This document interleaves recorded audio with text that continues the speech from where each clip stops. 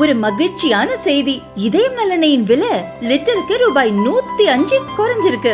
September 2023ல 1 litre இதயம் நல்லெண்ணெயின் அதிகபட்ச விலை ரூபாய் 503. ஆனா இப்ப 1 லிட்டர் இதயம் நல்லெண்ணெயின் விலை ரூபாய் 398 மட்டும்தான் தமிழ்நாட்டுல. அப்ப இனிமே எல்லாரும் இதயம் நல்லெண்ணெய் வாங்கலாம் இல்ல?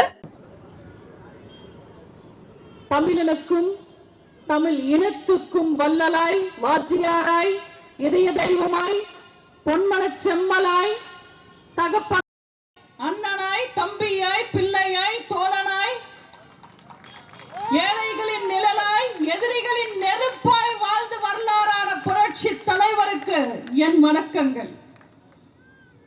ஊனாகி உயிராகி என் உள்ளே கலந்து என் பேச்சிலையும் மூச்சிலையும் வாழ்ந்து கொண்டிருக்கும் என் தாயே, புரட்சி தலைவியே,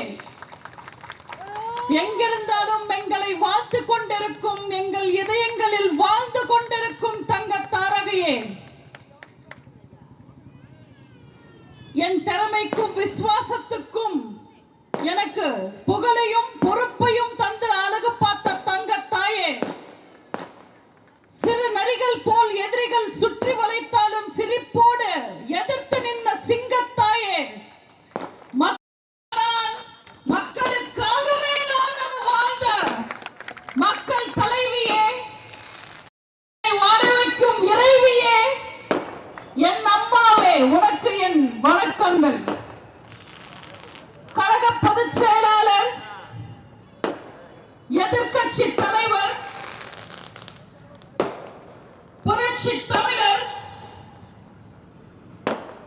கட்சியை காப்பாத்த போராடி, ஆட்சியை காப்பாத்த போராடி, கொள்கையை காப்பாத்த போராடி, மக்களை காப்பாத்த போராடி, குறிப்பா பெண்களை காப்பாத்த போராடி, திமுகவோட அநியாயங்களையும் அராஜகங்களையும் எதிர்த்து போராடி, ஒவ்வொரு நாளும் இந்த ஆளத் தெரியாத திமுக அரசோட போராடி கொண்டிருக்கும் தமிழின தலைவர், சுத்தமான தமிழர் அண்ணன் எடப்பாடியார் அவர்களுக்கு இந்த அருமையான வாய்ப்புக்கு நன்றி கூறி என் வணக்கங்களை தெரிவிச்சுக்கிறேன்.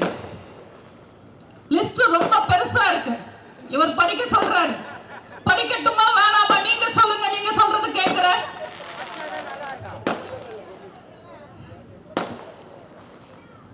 அன்பு சகோதரி கனிதா சம்பத் அவர்களுக்கும் எனக்காக இங்க மரியாதை தந்து எனக்கு முன்னே சுருக்கமாக பேசுற கழக பேச்சாளர் அண்ணன் கோபிநாத் அவர்களுக்கும், இந்த நிகழ்ச்சியை சிறப்பாக நடத்துற அன்பு சகோதரர் ராஜேந்திரன் அவர்களுக்கும், மூர்த்தி அவர்களுக்கும், அன்பு சகோதரி யாழினி இளையராஜா அவர்களுக்கும், அன்பு சகோதரர் மகேஷ் அவர்களுக்கும், அன்பு சகோதரர் ராஜா அவர்களுக்கும், அன்பு சகோதரர் தேவதாஸ் அவர்களுக்கும், அன்பு சகோதரர் தாமோதரன் அவர்களுக்கும், அன்பு சகோதரர் இமானுவேல் அவர்களுக்கும், அன்பு சகோதரர் கந்தன் அவர்களுக்கும், அன்பு சகோதரர் டி எம் ரமேஷ் அவர்களுக்கும், அன்பு சகோதரர் மகேந்திரன் அவர்களுக்கு, அன்பு சகோதரர் பூங்கவன் அவர்களுக்கும், அன்பு சகோதரர் கௌதமன் அவர்களுக்கும், அன்பு சகோதரர் சந்திரசேகர் அவர்களுக்கும், அன்பு சகோதரர் ரவிச்சந்திரன் அவர்களுக்கும், அன்பு சகோதரர் முன்னாள் எம்எல்ஏ அண்ணன் மணிமாறன் அவர்களுக்கும், அன்பு சகோதரர் கண்ணன் அவர்களுக்கும், அன்பு சகோதரர் ஜனார்தனன் அவர்களுக்கும்,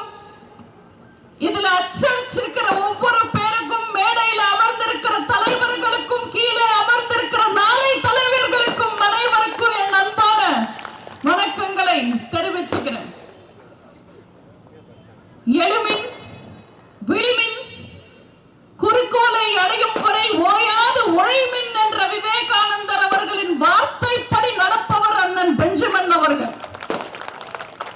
சாதாரணமா நம்ம அண்ணனை போராட்டத்தை நடத்த சொன்னாலே பொதுக்கூட்டம் மாதிரி தான் நடத்துவாரு. நம்ம பொதுக்கூட்டத்தை நடத்த சொன்னா சொல்லவா வேணும்?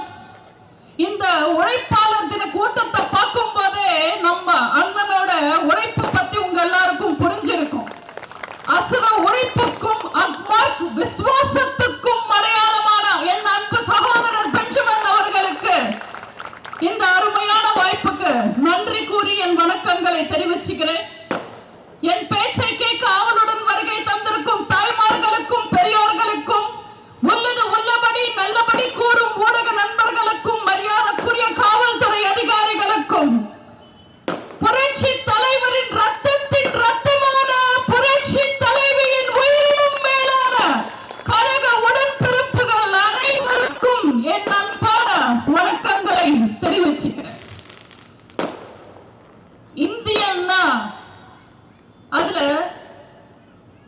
ஹிந்திக்காரங்க, குஜராத்தி, பெங்காலி, மராட்டி, மலையாளி, தெலுங்கு, கன்னடான்னு எல்லா ஊர்க்காரங்களும் அடக்கம். சென்னை அண்ணா, சென்னைக்கார அண்ணா, அதுல திருச்சிக்கார, தூத்துக்குடிக்கார, கும்பகோணம்கார, கடலூர்கார, கோயம்புத்தூர்காரன்னு எல்லா ஊர் மக்களும் அடக்கும். ஏன்னா சென்னை வந்தாரை வாழ வைக்கும் பூமி. உழைப்ப நம்பி பொழைப்ப நம்பி சென்னைக்கு வந்தா ஒரு வேளை சோறாவது போட்டு காப்பாத்துற ஊரு இந்த சென்னை.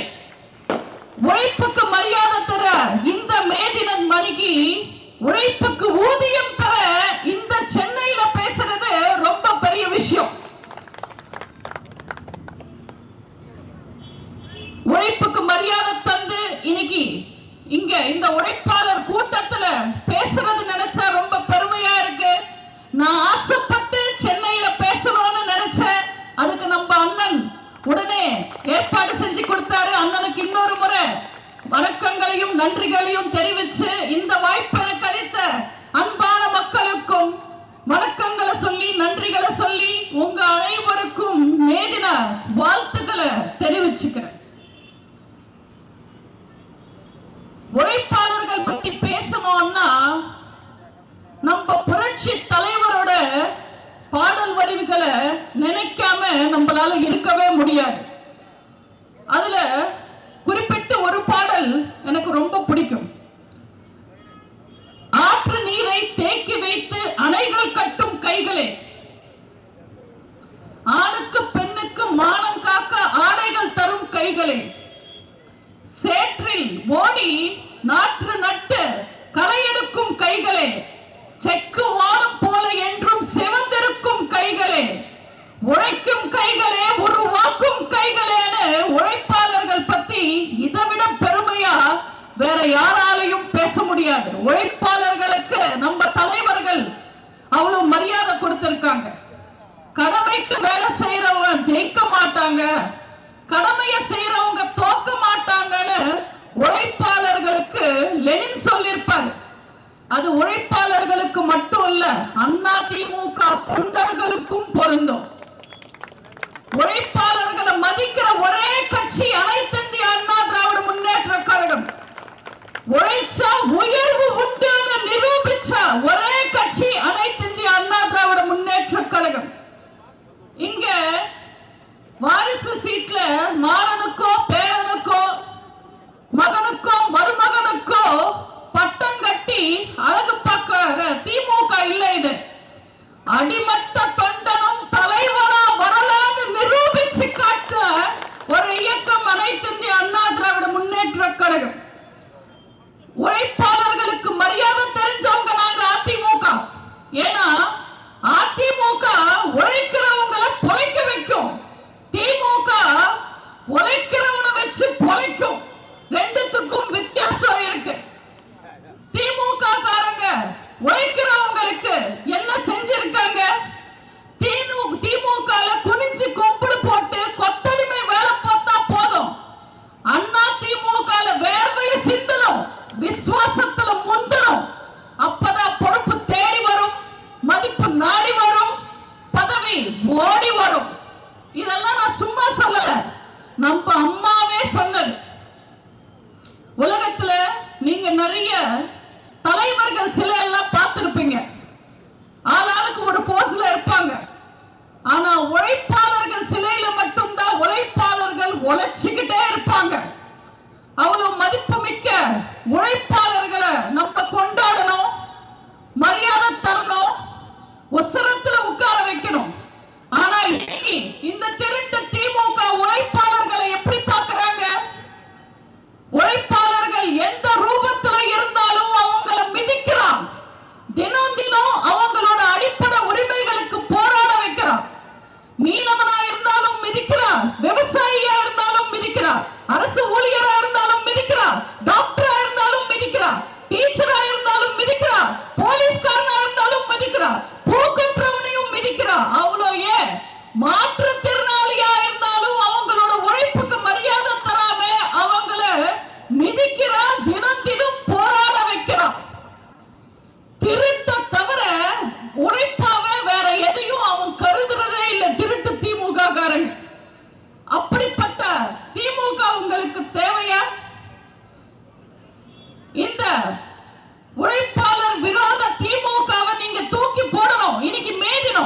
மே 1 உழைப்பாளர்கள் தினம்.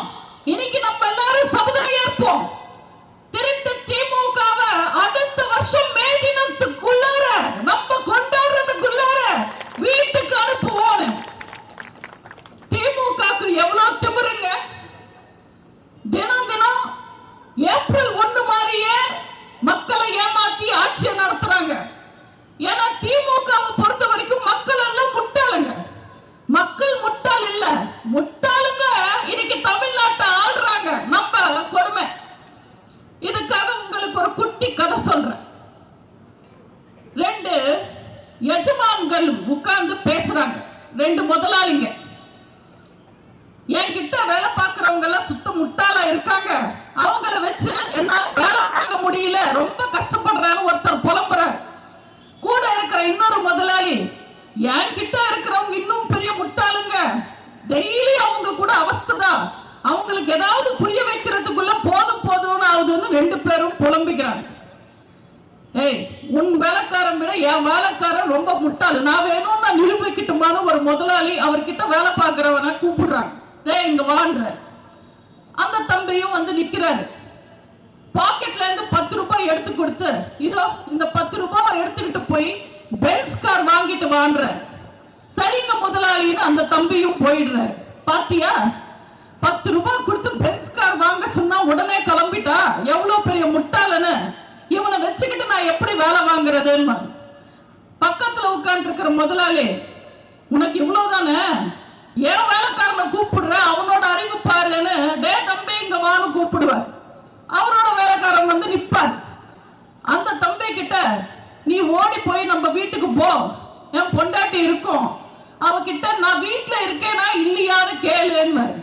சரிங்க ஐயான்னு அவனும் கிளம்பிடுவாங்க. பாத்தியா, நானே அனுப்புறேன், நான் இருக்கேனான்னு கேட்க சொல்றேன், சரின்னு கிளம்பிட்டா.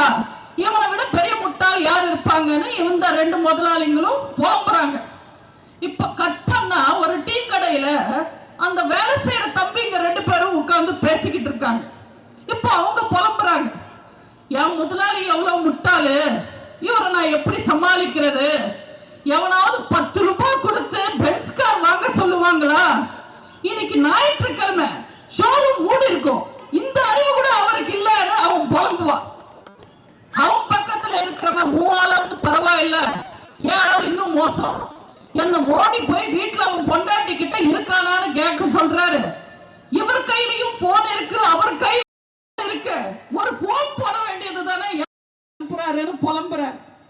இப்படி முதலாளிங்க வேலை செய்யறவங்களை பத்தி புலம்பி, வேலை செய்யறவங்க முதலாளி பத்தி புலம்பி அவங்க வாழ்க்கை அப்படியே ஓடுது. நான் யார சொல்றேன்,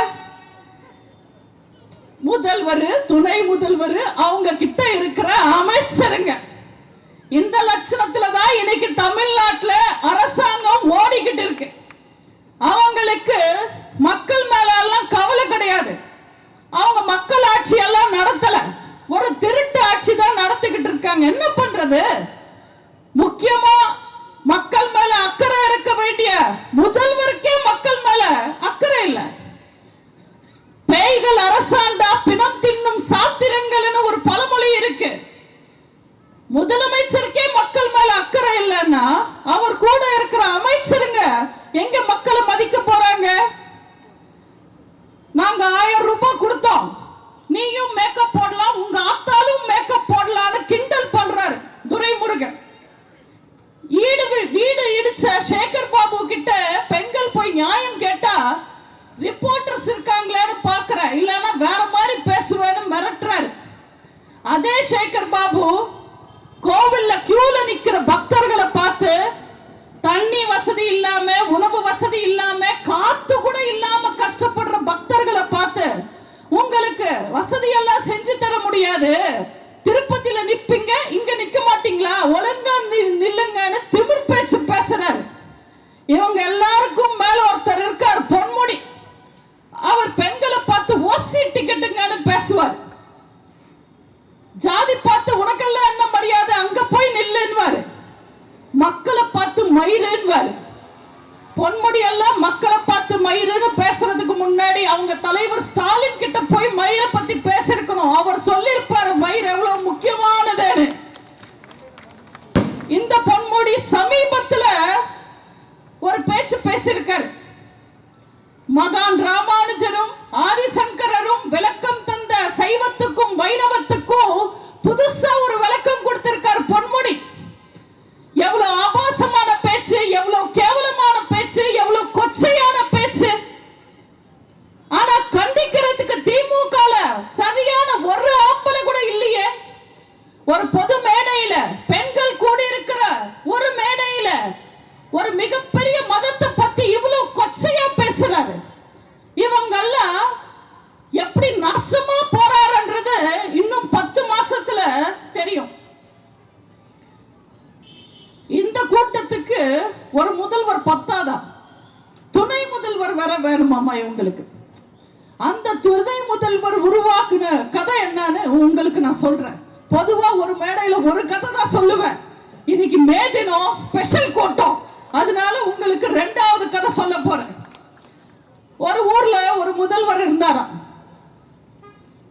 அவர் எப்படியோ கடைசி காலத்துல நம்ம முதல்வர் ஆயிட்டோம், ஆனா நம்ம பையன் என்ன ஆக போறானே தெரியலையே. விளையாட்டு பையனா இருக்கா, அவனை கிரிக்கெட் விளையாடுறதுக்கு அனுப்பலாமா, இல்ல மேக்கப் போட்டு நடிக்கிறதுக்கு அனுப்பலாமா, இல்ல பணம் கொடுத்து பிசினஸ் மேன் ஆக்கலாமான்னு ஒரே டென்ஷன் அந்த முதல்வருக்கு. நமக்கு அப்புறம் நம்ம மகனை எல்லாரும் கை விட்டுட்டாங்கன்னா எப்படி, மருமகன் மகனை காலி பண்ணிட்டா எப்படின்னு அந்த முதல்வருக்கு ஒரே கவலை. இப்போ அவர் கூட இருக்கிற ஒரு சீனியர் மினிஸ்டர் கூப்பிட்டு கேட்கிறாரு, அண்ணன் என் பையனை என்ன பண்ணணும்னு தெரியல, ஏதாவது ஒரு வழி சொல்லுனே, ஒரு ஐடியா சொல்லுனே, எந்த துறை அவனுக்கு கரெக்டா இருக்கும்னு கேட்பாரு.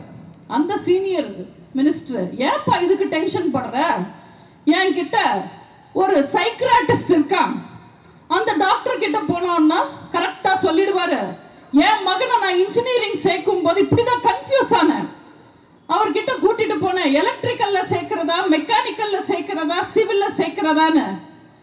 அவர் இதெல்லாம் ஒன்றும் பிரச்சனை இல்லைங்க, ஈஸியா கண்டுபிடிச்சிடலான்னு சொன்னாரு. அவர்கிட்ட இருக்கிற நர்ஸை கூப்பிட்டு, இங்க ஒரு பல்பும் வயிறும் வை, இங்க ஒரு சுத்தில் வை, இங்க ஒரு கெமிக்கல்ஸ் வை, அவர் எது பிடிக்கிறாரோ அந்த துறையை பார்த்துக்கலான்னு. அந்த பையன் டக்குன்னு சுத்தில் எடுத்துட்டான்ப்பா, இவன் சிவில் இன்ஜினியர்னு சொல்லிட்டான். எனக்கு ப்ராப்ளம் சால்வ் ஆயிடுச்சு, நான் உனக்கு அந்த சைக்கிராட்டிஸ்ட் நம்பர் தரேன், நீயும் அவங்க கிட்ட போய் கேளுன்னு. இப்போ முதல்வர் சைக்கிராட்டிஸ்ட் கிட்ட போறாரு.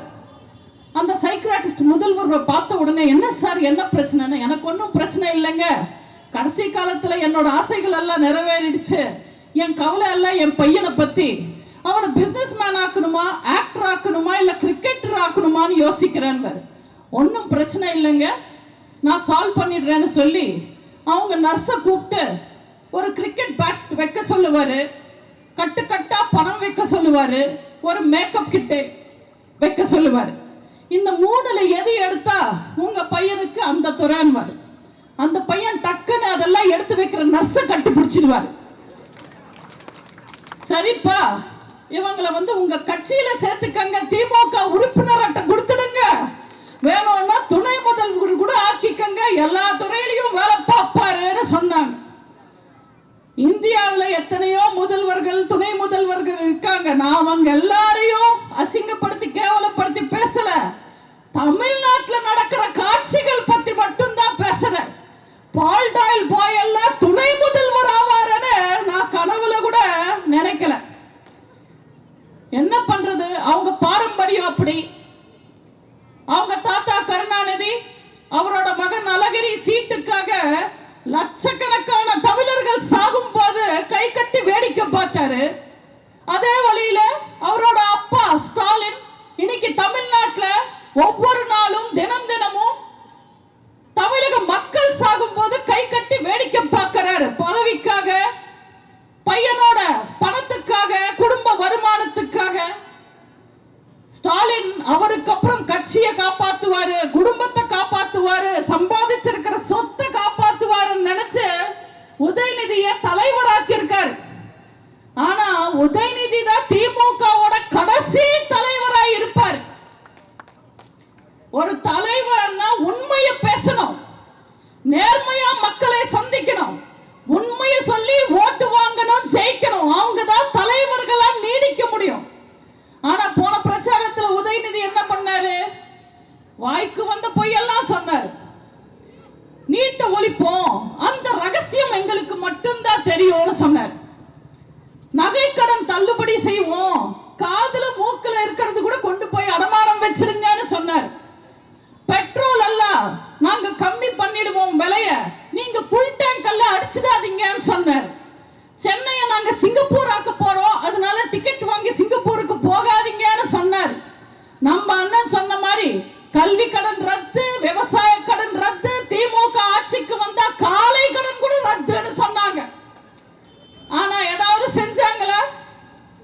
ஸ்டாலினும் உதயநிதியும் எத்தனை பொய், ஒன்னா ரெண்டா? 1000 பொய்ய சொல்லி ஒரு கல்யாணம் பண்ணலான்னு பெரியவங்க சொல்லுவாங்க. 500 சொச்சம் பொய்ய சொல்லி மக்களை ஏமாத்தினா ஆட்சியை புடிச்சிடலான்னு இந்த திருட்டு திமுக காரங்க நிரூபிச்சிருக்காங்க.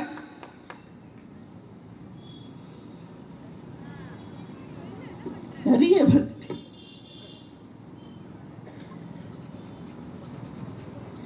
திருட்டு திமுக காரங்க போன தேர்தலில் கொடுத்த வாக்குறுதியில பாதி இல்ல, கால்வாசி கூட நிறைவேற்றல. ஏயா கொடுத்த வாக்குறுதி எல்லாம் நிறைவேற்றலன்னு கேட்டா அதான் பெண்களுக்கு 1000 ரூபாய் தரோம் இல்லைன்னு சொல்லி பொய் சொல்றான். அது மிகப்பெரிய பொய். எலெக்ஷன் நேரத்துல எல்லா பெண்களுக்கும் 1000 ரூபாய் தருவோம்னு சொல்லிட்டு எலெக்ஷன் முடிஞ்ச உடனே தகுதியான பெண்களுக்கு மட்டுமே, எது திமுக சான்றிதழ் தர தகுதியான பெண்களுக்கு மட்டுமே 1000 ரூபாய் தருவோம்னு சொல்றாங்க. உங்க மனைவிக்கு தகுதி இருக்குன்னு நீங்க சர்டிபிகேட் கொடுத்தா பத்தாது, ஸ்டாலின் அரசாங்கமும் சர்டிபிகேட் கொடுத்தாதான் 1000 ரூபாய். மக்களை ஏமாத்தி ஆட்சிக்கு வந்தாங்க. இப்படி பொய் பேசி ஆட்சிக்கு வர்ற திருட்டு மாடலுக்கு பேர் தான் திராவிட மாடலா? இலவசங்கள் சொல்லி தினம் தினம் மக்களை அசிங்கப்படுத்துறாங்க.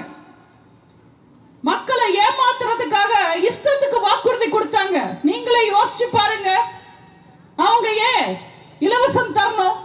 உண்மையில திமுக எங்க மக்களுக்கு தேவைப்படுற இலவசங்களை தராங்க? இலவசம் கொடுக்கணும்னு நினைச்சா தரமான கல்வியை இலவசமா கொடு, எங்க உரிமை தொகை நாங்களே சம்பாதிச்சுக்கிறோம். தரமான மருத்துவத்தை இலவசமா கொடு, எங்க பஸ் டிக்கெட் நாங்களே வாங்கிக்கிறோம். மின்சாரத்தை இலவசமா கொடு, டிவி மிக்ஸி நாங்களே வாங்கிக்கிறோம். இன்டர்நெட்டை இலவசமா கொடு, என்ட்ரன்ஸ் எக்ஸாம் நாங்களே சமாளிச்சுக்கிறோம். தண்ணியை இலவசமா கொடு, விவசாயத்தை நாங்க காப்பாத்துவோம். பெட்ரோல் விலை எல்லாம் கம்மி பண்ணிடு, பெட்ரோலை இலவசமா கொடு, விலைவாசியை நாங்க சமாளிப்போம். கேஸுக்கு மானியம் கொடு, இல்ல இலவசமா கொடு, பசியை நாங்க போக்குறோம்.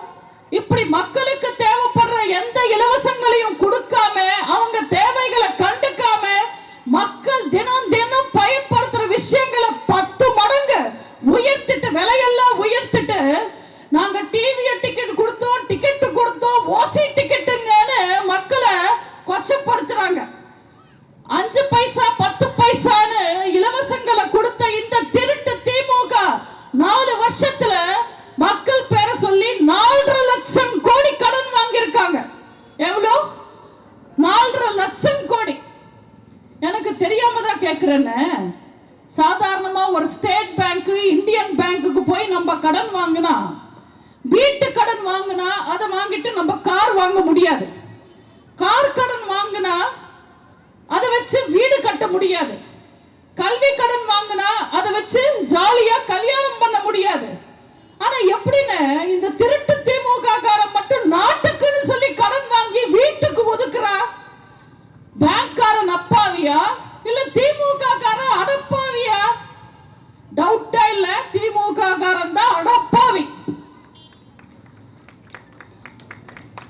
இதெல்லாம் நான் ஏதோ சும்மா சொல்றேன்னு நினைக்காதீங்க, இது உண்மை. திமுக கடந்த 4 வருஷத்துல 5 லட்சம் கோடி கடன் வாங்கியிருக்காங்க. 5 லட்சம் கோடி. ஆனா மக்களுக்கு உருப்படுற மாதிரி 5 திட்டங்களை கொண்டு வந்திருக்காங்களா? சட்டசபை நடக்கும் போது பட்ஜெட் கூட்டத்துல 5 லட்சம் கோடி கடன் வாங்கலையே. மக்களுக்கு என்னையா செஞ்சான்னு கேட்டா வருஷம் வருஷம் ஒரே பதில், நாங்க கூவத்தை தூர் வாடுறோம்ன்றாங்க. கடல்ல பேராக்கு சில வைக்கிறோம், பூங்கா கட்டுறோம், இதே பேச்சுதான் பேசுறாங்க. மக்களுக்கு பிரயோஜனமா ஒரு பேச்சு பேசுறது இல்ல. உண்மையில திமுக காரங்க என்ன செஞ்சாங்க? கருணாநிதி பேர்ல 4 பில்டிங் கட்டினாங்க, சாராயம் வித்து கல்லா கட்டினாங்க. மத்தபடி மக்களுக்கு என்ன செஞ்சிருக்காங்க? அதுலயும் திமுக காரங்களோட புத்தியை கொஞ்சம் கவனிச்சு பாருங்களேன். பார்க்குக்கு, பில்டிங்க்கு, லைப்ரரிக்கு, கல்யாண மண்டபத்துக்கு அவங்க அப்பா பேர் கருணாநிதி பேர் வைப்பாங்களாமா. ஆனா கழிப்பிடத்துக்கு மட்டும் அறிஞர் அண்ணா பேரும் கடமை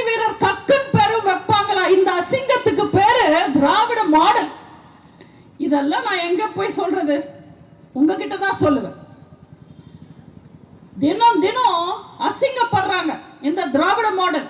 உண்மையிலே இன்னைக்கு தமிழ்நாட்டில் ஸ்டாலினோட அரசாங்கம் விடியல் ஆட்சின்னு சொல்லிக்கிற இந்த அரசாங்கம், திருட்டு திமுக அரசாங்கம் நிலைமை என்னன்றது தினம் தினம் கோர்ட்டு கொடுக்கிற தீர்ப்பை பார்த்தாலே உங்களுக்கு தெரியும்.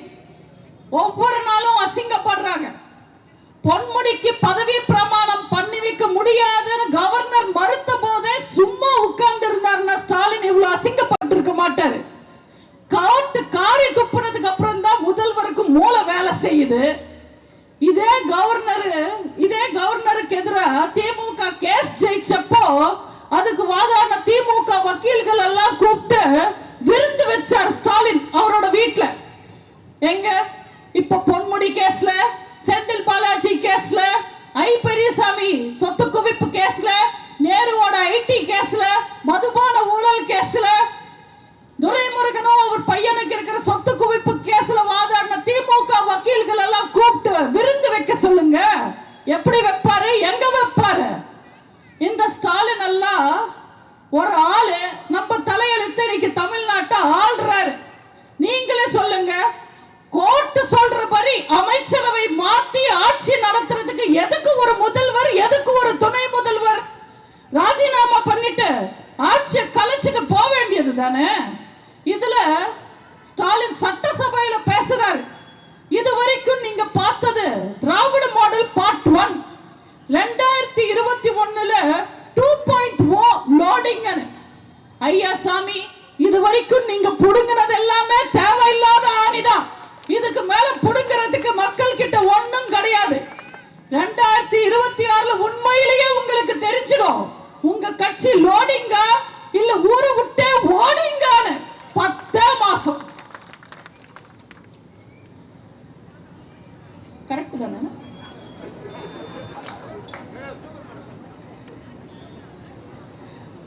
மக்களுக்காக பல போராட்டங்களை நடத்தி மக்கள் அந்த கட்சியை நம்பி ஓட்டு போட்டு அந்த கட்சி ஆட்சிக்கு வந்து மக்களுக்காக நல்லாட்சி கொடுத்தா அந்த ஆட்சி உண்மையிலேயே நல்லாட்சி. ஒரு கட்சி ஆட்சிக்கு வந்ததுக்கு அப்புறம் தெருக்கு தெரு ஆர்ப்பாட்டம் போராட்டம் தினம் தினம் நடந்தா அதுக்கு பேர் காட்டாட்சி. அப்படிப்பட்ட காட்டாட்சி தான் இன்னைக்கு தமிழ்நாட்டில் நடக்குது. இதுல ஸ்டாலினே சட்டசபையில பெருமை பீத்திக்கிறாரு. 3 வருஷத்துல நாங்க 1 லட்சம் போராட்டங்களுக்கு அனுமதி கொடுத்தோன்னு.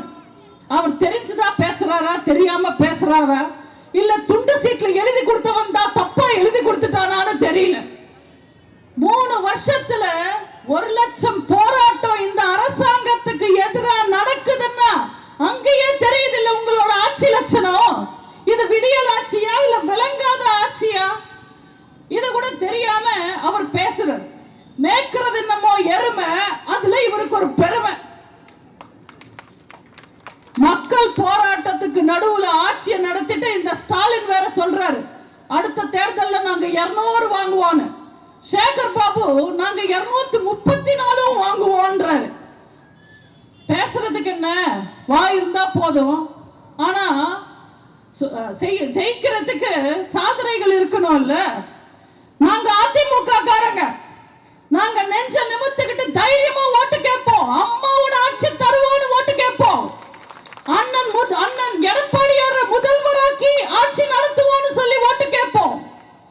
புரட்சி தலைவர் வழியில ஆட்சி நடத்துவோம், மக்கள் ஆட்சி நடத்துவோம்னு சொல்லி ஓட்டு கேட்போம். திமுக காரங்க என்னன்னு சொல்லி ஓட்டு கேட்பாங்க? கருணாநிதி ஆட்சி தருவோம்னு சொல்லி ஓட்டு கேட்பாங்களா?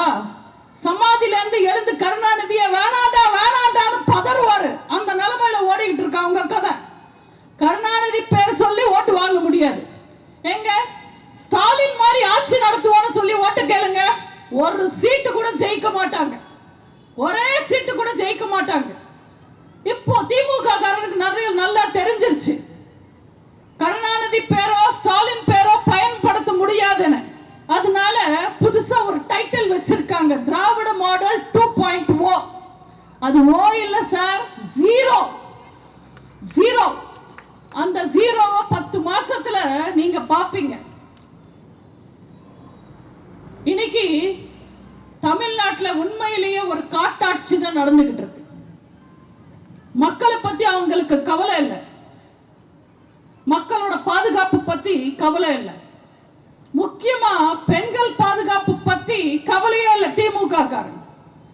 ஏன்னா திமுக எப்பவுமே பெண்கள் எதிரான கட்சி, பெண்களுக்கு எதிரி கட்சி. அது அவனுக்கு பெண்ணோட அருமையும் தெரியாது, பெண்மையும் தெரியாது. உண்மையில இந்த திமுக ஆட்சி காலத்துல பெண்களோட நிலைமை என்னன்னு நான் 10 வரியில சொல்றேன், நீங்க புரிஞ்சுப்பீங்கன்னு நம்புறேன். இதை நான் ஏன் தெரியுமா உங்களுக்கு புரிய வைக்க பார்க்கிறேன்.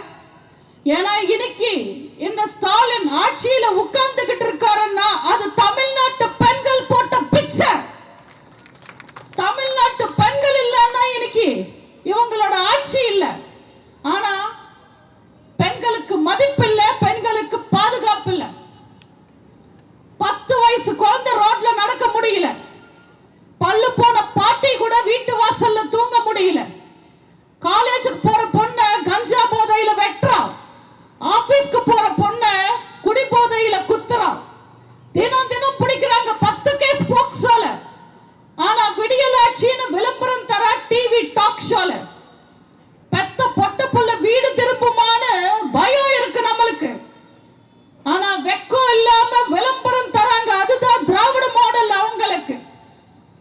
ஷேர் ஆட்டோல போனா கூட பாதுகாப்பு இல்ல, யூனிவர்சிட்டியில படிச்சா கூட பாலியல் தொல்லை, எஃப்ஐஆர் கசிஞ்சது எப்படின்னு இன்னும் கூட தெரியல, யார் அந்த சாரன் கடைசி வரைக்கும் தெரியல. அப்பவே பிறந்த குழந்தைய கூட அசிங்கப்படுத்துறா, இறந்த பணத்தை கூட கலங்கப்படுத்துறா. பொம்மை முதல்வர் தலைமையில இன்னைக்கு ஒரு பொறுக்கி ஆட்சி தான் நடக்குது. தமிழ்நாட்டு பெண்களோட மானத்தை மசுறு மாதிரி நினைக்குது. தயவு செஞ்சு நீங்க புரிஞ்சுக்கணும், யோசிச்சு பாருங்க. 2011 இருந்து 2021 வரைக்கும் தமிழ்நாட்டு பெண்கள் எவ்வளவு பாதுகாப்பா இருந்தீங்க, எவ்வளவு பெருமையா வாழ்ந்துட்டு இருந்தீங்க. தமிழ்நாட்டுல வாழ்ற பெண்களுக்கு நம்ம அம்மா புரட்சி தலைவி எத்தனை சிறப்பான திட்டங்களை உங்களுக்காக தீட்டி தீட்டி தீட்டி தந்தாங்க. தாலிக்கு தங்கம் திட்டம், திருமண உதவித்தொகை தந்தாங்க, கர்ப்பிணி பெண்களுக்கு நிதி உதவி தந்தாங்க, கைம்பெண்களுக்கு நிதி உதவி தந்தாங்க, கர்ப்பிணி பெண்களுக்கு விடுமுறை தந்தாங்க, பெண்களுக்காக பெண் போலீஸ் ஸ்டேஷன் அமைச்சாங்க, பெண் கமாண்டோ படையை கொண்டு வந்தாங்க, பெண் குழந்தையா பிறந்தாலே சிறப்பு திட்டங்களை கொடுத்தவங்க நம்ம தங்கத்தாய் புரட்சி தலைவி அவர்கள். தமிழ்நாட்டு பெண்களை மட்டும் இல்ல, தமிழ்நாட்டு மாணவர்களையும் முதியவர்களையும் மீனவர்களையும் பார்த்து பார்த்து பார்த்து ஒவ்வொருத்தங்களுக்கும் அத்தனை பாதுகாப்புகளையும் அத்தனை சலுகைகளையும் தந்தாங்க. முதியவர்களுக்கு பென்ஷன் தந்தாங்க, மீனவர்களுக்கு நிதி உதவி தந்தாங்க, மாணவர்களுக்கு மடிக்கணினி தந்தாங்க, சைக்கிள் தந்தாங்க. தமிழ்நாட்டில் ஜாதி சண்டை, மத சண்டை, இன சண்டை, மொழி சண்டை வராம தமிழ்நாட்டை அமைதி பூங்காவா வச்சிருந்தாங்க. மத வேறுபாடு பார்க்காம ஹஜ் யாத்திரைக்கு உதவுனவங்க அம்மா, ஜெருசலேம் யாத்திரைக்கு உதவுனவங்க அம்மா, அத்தனை கோவில்லையும் அன்னதான திட்டம் கொண்டு வந்தவங்க அம்மா. அம்மா வழியில ஆட்சி செஞ்ச நம்ம அண்ணன் எடப்பாடியார் அவர்கள் ஒன்னும் கம்மியா நினைக்காதீங்க. அண்ணனோட ஆட்சி காலத்துல எத்தனை புயல், எத்தனை சூறாவளி, எத்தனை வெள்ளம் வந்தது, எவ்வளவு கடுமையான கஷ்டங்கள் வந்தாலும் ஒரு சொட்டு தண்ணி இல்லாத அளவுக்கு சென்னையில கடுமையான வறட்சி வந்த போதும் கடன் வாங்காம, லட்சக்கணக்கில் கடன் வாங்காம, மத்திய அரசாங்கத்தை கை காட்டாம, உலக வங்கி கிட்ட கை நீட்டாம, மக்களுக்கு எந்த சுமையும் தெரியாம உங்களுக்கு நிதி உதவி கொடுத்து, பொருள் கொடுத்து உதவி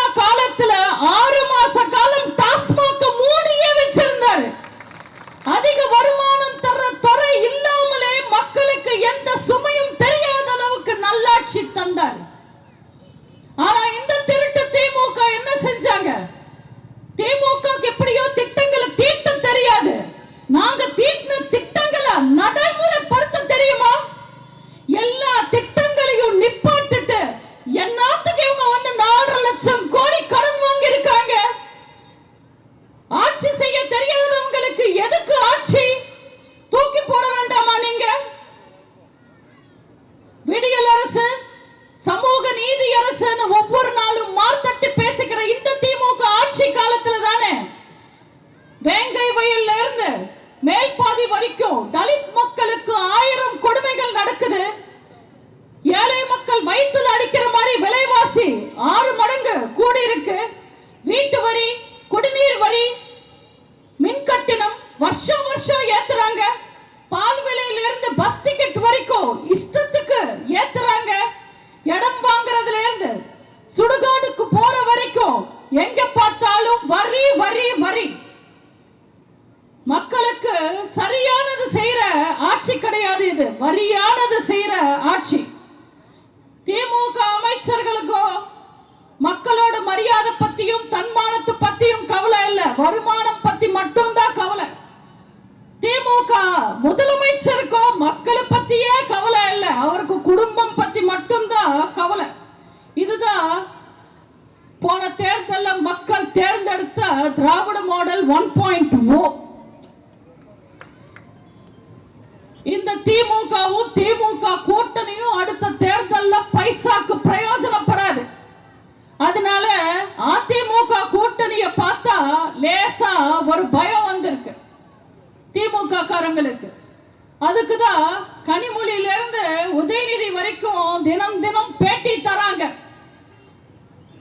எங்க கூட்டணியை யாரும் உடைக்க முடியாது, நாங்க எல்லாம் பலமா இருக்கோம். எப்படி பலமா இருப்பீங்க?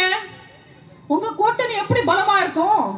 கூட்டணி பலமா இருந்தா பத்தாது, மக்கள் கூட உங்களுக்கு இருக்கிற உறவு பலமா இருக்கணும். நாளைக்கு நம்ம அண்ணன் ஓட்டு கேட்டு வரும்போது நெஞ்ச நிமித்துக்கிட்டு வந்து தைரியமா எனக்கு ஓட்டு போடுங்கன்னு சொல்லுவாரு. ஏன்னா இந்த பகுதிக்கும் இந்த பகுதி மக்களுக்கும் இந்த தொகுதிக்கும் அவ்வளவு செஞ்சிருக்காரு. உங்களுக்காக போராடி எத்தனையோ திட்டங்கள் அம்மா கிட்ட இருந்தும் அண்ணன் எடப்பாடியார் கிட்ட இருந்தும் கொண்டு வந்திருக்காரு. இந்த பகுதியில 12 கோடி செலவு பண்ணி அம்மா திருமண மண்டபம் கட்டியிருக்காங்க. 55 கோடியை செலவு பண்ணி ஹவுசிங் போர்ட்ல தார் சாலை, ஃபேவர் சாலை அமைச்சிருக்காங்க. இந்த பகுதியில் இருந்த கோ எஜுகேஷன் ஹை ஸ்கூல, ஹையர் செகண்டரி ஸ்கூல உயர்த்தி பெண்களுக்கு தனியா ஆண்களுக்கு தனியான பிரிச்சு ஹையர் செகண்டரி ஸ்கூல கொண்டு தரமான கல்வியை கொடுத்தாரு. இந்த ஊராட்சியில வர குப்பைகள் எல்லாம் அள்ளி அது பயோகேஸ் சென்டரா பயோகேஸா மாத்துறதுக்கு 1 கோடி ரூபாய் செலவு பண்ணி ஒரு சென்டர் அமைச்சாங்க. ஐயப்பாக்கத்துல இருந்து ஆவடி வரைக்கும் மேம்பாலம் கட்டினாங்க. அவ்வளவு ஏங்க, அண்ணன் பெஞ்சமின் அவர்கள் அவரோட சொந்த பணம் 25 லட்சம் ரூபாய் செலவு பண்ணி போலீஸ் ஸ்டேஷனை புதுப்பிச்சிருக்காரு. சொந்த பணம் செலவு பண்ணி மக்களை கவனிக்கிற, காவல்துறையை மதிக்கிற ஒரு அமைச்சரை நீங்க அதிமுக மட்டும்தான் பார்க்க முடியும். தேடி தேடி பார்த்தா கூட திமுக பார்க்க முடியாது. இந்த திமுக இன்னைக்கு மக்களை பத்தி யோசிக்காம, மக்களை பத்தி கவலைப்படாம, மக்களை நம்பாம, கூட்டணியை நம்பி இன்னைக்கு தேர்தலை சந்திக்க போறாங்க. உண்மையில அந்த திமுக கூட்டணி எப்படி இருக்கு? நம்ம எதுக்கு திமுக கூட்டணியை உடைக்க போறோம்? கட்டி போட்டு இருந்தா தானே உடைக்கணும். சும்மா ஒட்டிக்கிட்டு இருக்கிற விஷயத்தை யார் உடைக்கணும்? தானாவே உதிர்ந்து போகும். நம்ம அந்த திமுக கூட்டணிய கொஞ்சம் ஊத்து பார்ப்போமா? திமுகவையே எவ்வளவு நேரம் பேசுறது? திமுக கூட்டணி பத்தியும் பேசுவோம். எல்லா விஷயங்களையும் இன்னைக்கு இந்த திருட்டு திமுகவுக்கு துணை போறது அவங்க கூட்டணி தானே. ஃபர்ஸ்ட் விடுதலை சிறுத்தைகள், அண்ணன் திருமா விடுதலை சிறுத்தைகள், இன்னும் திமுக கிட்ட இருந்து விடுதலை ஆகாத சிறுத்தைகள்.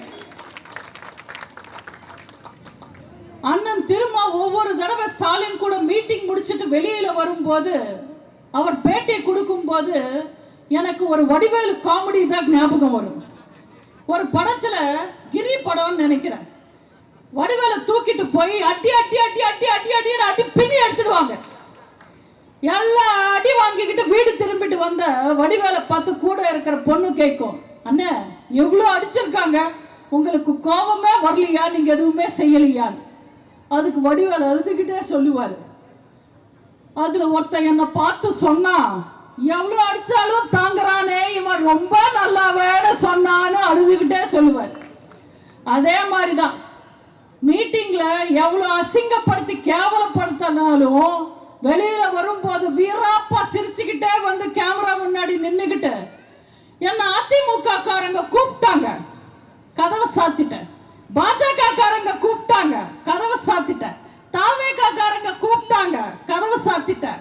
பாமக காரங்க கூப்பிட்டாங்க, கதவை சாத்திட்டாங்க. ஏன் மமதா அக்கா கூட கூப்பிட்டாங்க, கதவை சாத்திட்டேன், நான் போகலையே அப்படின்னு வீராப்பு பேச்செல்லாம் பேசுவார். திருமாவை தூக்கி வச்சு கொண்டாடி தலைவராக்கி அழகு பார்த்த தலித் மக்கள் இன்னைக்கு இந்த திருட்டு திமுக ஆட்சி காலத்துல எவ்வளவு அசிங்கப்படுறாங்க. வீடு பூந்து வெற்றா, குடிநீர்ல மலத்த கொற்றா, வாய்க்கு வந்தபடி திட்டுறா, படிக்க போனா விரட்டுறா, வேலைக்கு போனா மிரட்டுறா. இதுக்கெல்லாம் திறக்காத திருமா வாய் உத்தரப்பிரதேஷ்ல இல்ல பீகார்ல இல்ல காஷ்மீர்ல ஏதாவது நடந்தா அலிபாபா குகை மாதிரி வாயை திறந்துகிட்டே வந்து பேட்டி தருவாரு. இவங்களை இன்னும் கூட மக்கள் நம்புறாங்க. தலைவர் அம்பேத்கரே சொல்லியிருக்காங்க, அடிமைகளை ஒருபோதும் நம்பாதீங்கன்னு. திருமா இன்னும் கூட திமுகவோட அடிமை. முதல்ல திருமா விடுதலை ஆகட்டும், அப்புறம் அவர் சிறுத்தை ஆகலாம். அந்த கூட்டணியில இருக்கிற காங்கிரஸ் நேதா கட்சி ஆரம்பிச்சவங்க எல்லாம் நான் தான் சிஎம்னு சொல்லிக்கிட்டு சுத்தும் போது அது ஒரு 60 வருஷம் ஆண்ட காங்கிரஸ் இவங்க தான் எங்க சிஎம் கேண்டிடேட்னு சொல்லிக்கிறதுக்கு ஒரு ஆள் இல்லாம தவிக்குது.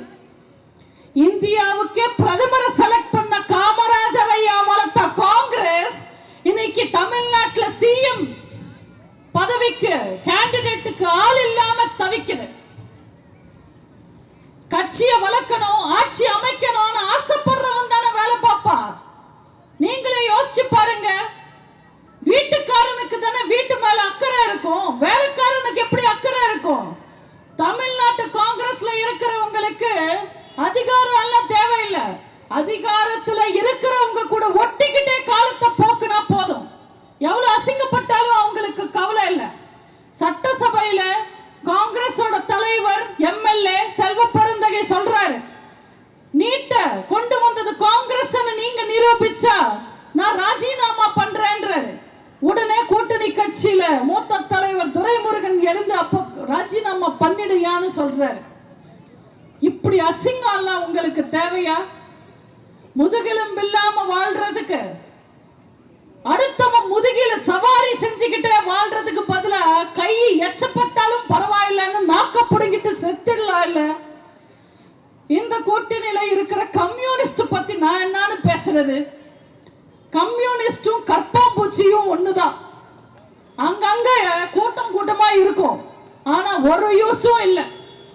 உழைப்பாளர்களுக்காக ஆரம்பிக்கப்பட்ட கட்சி கம்யூனிஸ்ட் கட்சி இன்னைக்கு திமுக காரங்களுக்காக உழைச்சிக்கிட்டு இருக்காங்க. இந்த கூட்டணியில இருக்கிற கடைசி பிட்டு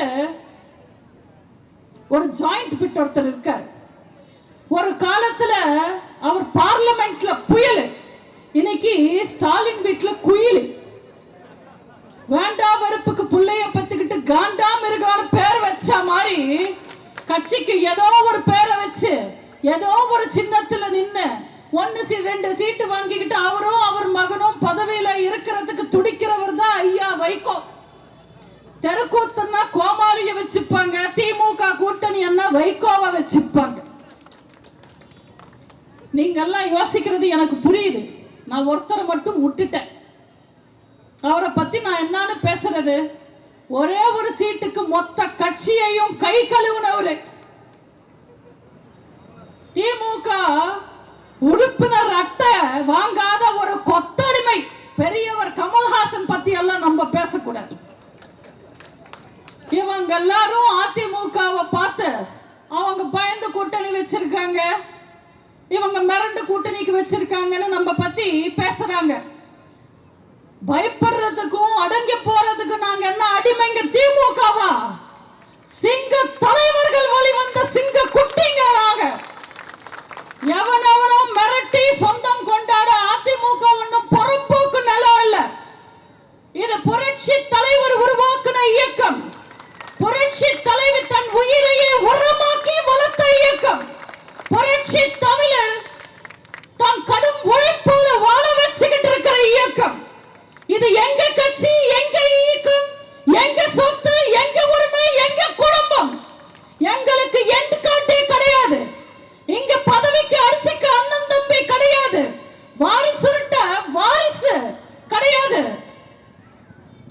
ஆட்சி கப்பங்கட்டு குடும்ப ஆட்சி கிடையாது.